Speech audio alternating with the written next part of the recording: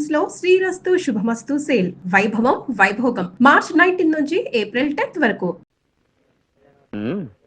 పద.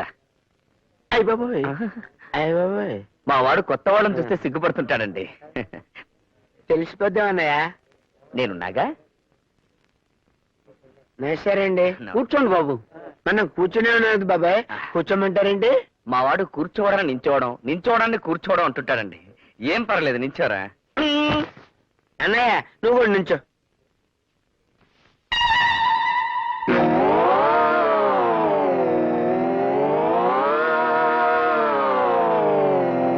అయ్య బాబాయ్, అలా కూర్చుండిపోయింటి అన్నయ్య, నిలబడు, పర్వాలేదు, నించో.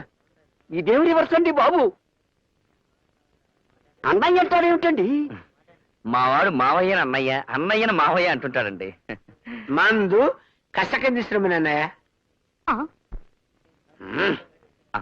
నాన్నగారు, పెళ్లి కూతురు మంచి కసక్లా ఉందండి. ఊరి నీ కసక్కు పూల, ఆమె పెళ్లి కూతురు తల్లిరా. అయితే నా కసక్ని వెంటనే ఇక్కడ తీసుకురండి. కసక్ ఏమిటండి?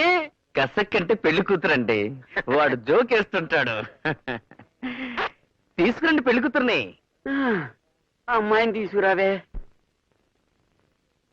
పెద్ద కసక్లాగా ఉందండి మేనల్డ్.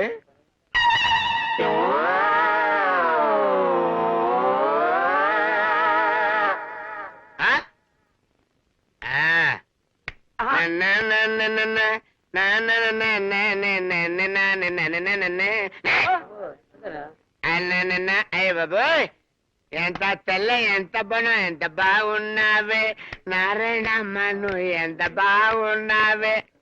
అయ్య బాబోయ్, ఎర్ర చీర కట్టావే నారాయణమ్మ, నువ్వు పూలరేఖ వేసావే.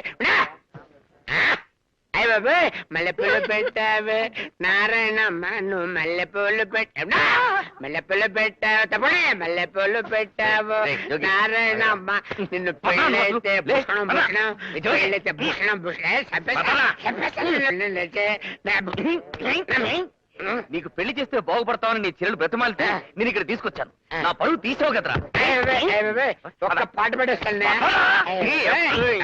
నువ్వు నాన్నగారితో మాట్లాడడం తప్ప వేరే మార్గం లేదమ్మా.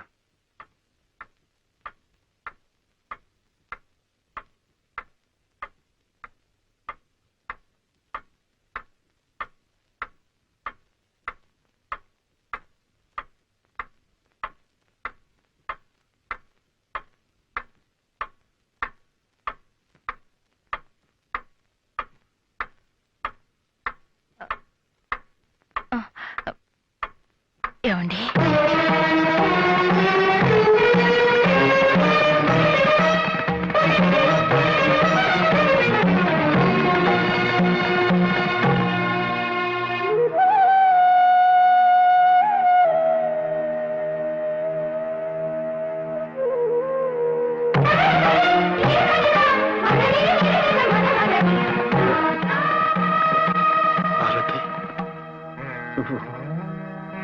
నన్ను పిలిచావా?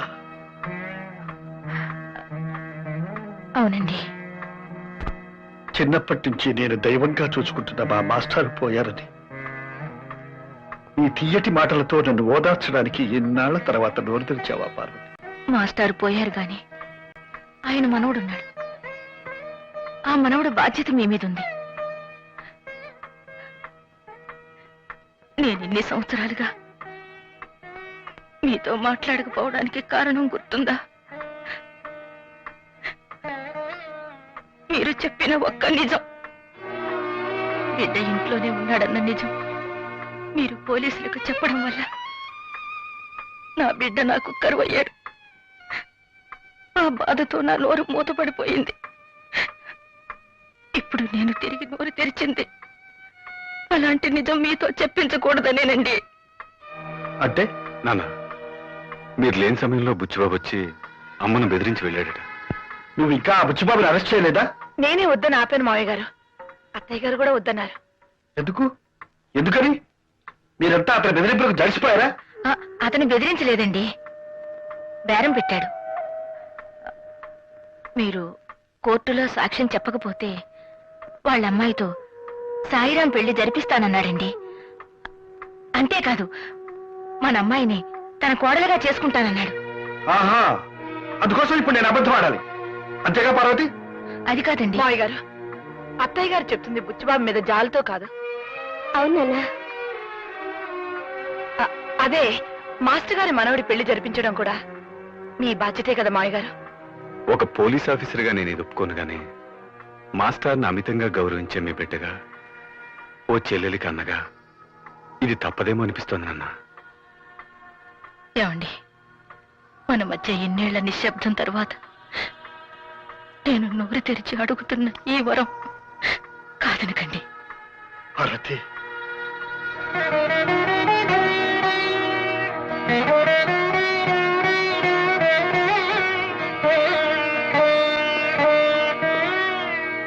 దేవుని మీద ప్రమాణం చేసి అంతా నిజమే చెబుతాను, అబద్ధం చెప్పను.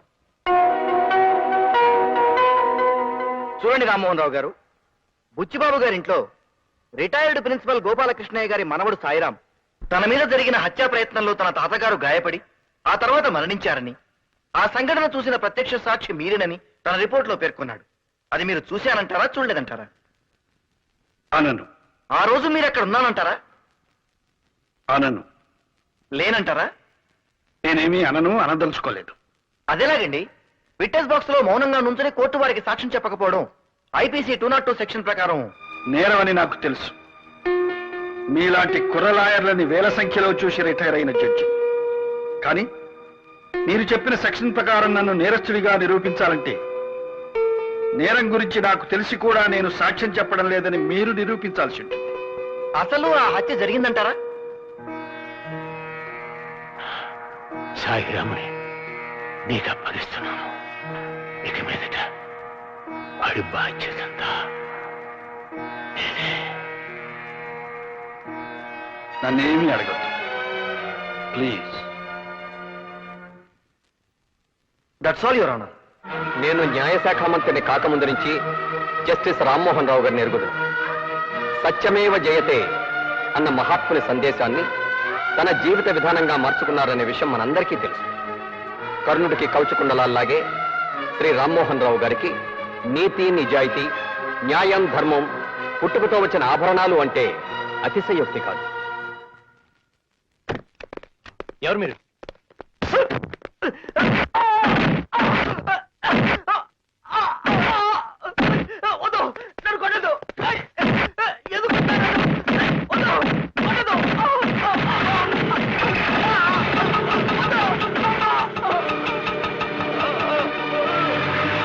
సాయిరామ్, సాయిరామ్, సాయిరాం, నీకేవో దెబ్బలు తగిలాయట. ఏం జరిగింది? మళ్ళీ నన్ను చంపించడానికి ఆ బుచ్చిబాబు మనుషులు పంపాడు అంకుల్. బుచ్చి బాబా, అదేమిటి? తన కూతురు నీకిచ్చి పెళ్లి చేస్తానడుగా. పెళ్లి చేద్దాం అనుకున్నాడు, నన్ను ఎందుకు చంపాలని చూస్తాడు? పెళ్లి చేస్తాడనేగా. నేను కోర్టులో జరిగింది చెప్పకుండా.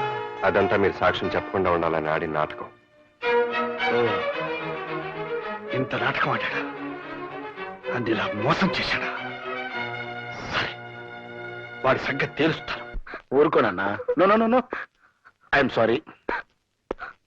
ఆల్ రైట్, నేను నీ ప్రేమను అర్థం చేసుకోలేకపోయాను. I'm a fool. బట్ నీకేం కావాలంటే చేశాను కదమ్మా. సాయిరామన్ తీసుకురమ్మంటే నేను ఎక్కడి నుంచి తీసుకురాని చెప్పు. అతన్ని మర్చిపో. అతని టైం అయిపోయింది, అతను వెళ్ళిపోయాడు. మర్చిపోమ్మా.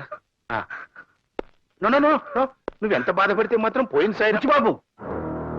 సాయిరాముని అల్లుడిగా చేసుకుంటానని నాతో చెప్పి అతన్ని చంపాలని చూస్తావా? అదృష్టవశాత్తు అతను బ్రతుకున్నాడు కాబట్టి సరిపోయింది. అంకుల్, సాయిరాం బ్రతికి ఉన్నాడా? ఎక్కడ ఉన్నాడు అంకుల్? చెప్పండి అంకుల్, ప్లీజ్ చెప్పండి అంకుల్, ఎక్కడున్నాడు? ఒకవేళ వాడి బతుకున్నా నేను మళ్ళీ వాడిని చెప్పేస్తాను. నువ్వు మాత్రం వాడిని చూడటానికి వెళ్ళలేదు. బయలుదేరు. అక్కడ చూస్తా నిలబడతానంట. బుచ్చిబాబు, నువ్వేం చేస్తున్నావు? నువ్వు చేస్తున్న పని చాలా అన్యాయం. నాకు తెలుసు, అవసరానికి అట్లా చేస్తుంటాను. సాయిరామ్కి స్వాతినిచ్చి పెళ్లి చేస్తానావా లేదా?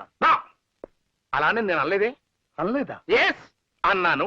అంటే అంత పెద్ద జడ్జివి కోర్టులో బోనెక్కి దేవుడి మీద ప్రమాణం చేసి చూసింది చూడలేదు అని నువ్వు బొంకలేదు. ఆఫ్టర్ ఆల్ ఒక సాదాసీదా మనిషిని నేను అన్నది అనలేదు అని పొంకలేనా? సాయిరాం పెళ్లి కాదు, నా కొడుకుతో నీ కూతురు పెళ్లి కూడా జరగదు. కోట్లకు పడగెత్తిన ఈ బుచ్చిబాబుతో వియ్యమందటం ఆప్టాల్ కాదు. Please go. బుచ్చిబాబు, ఇప్పుడు నా కూతురు పెళ్లి నాకు ముఖ్యం కాదు. సాయిరాంతో నీ కూతురు పెళ్లి నాకు ముఖ్యం. వాళ్ళిద్దరి పెళ్లి చేస్తారు. అరవద్దు. నిన్నటిదాకా నీ మీదున్న గౌరవం కోర్టులో నువ్వు చెప్పిన సాక్ష్యం విన్న తర్వాత పూర్తిగా పోయింది.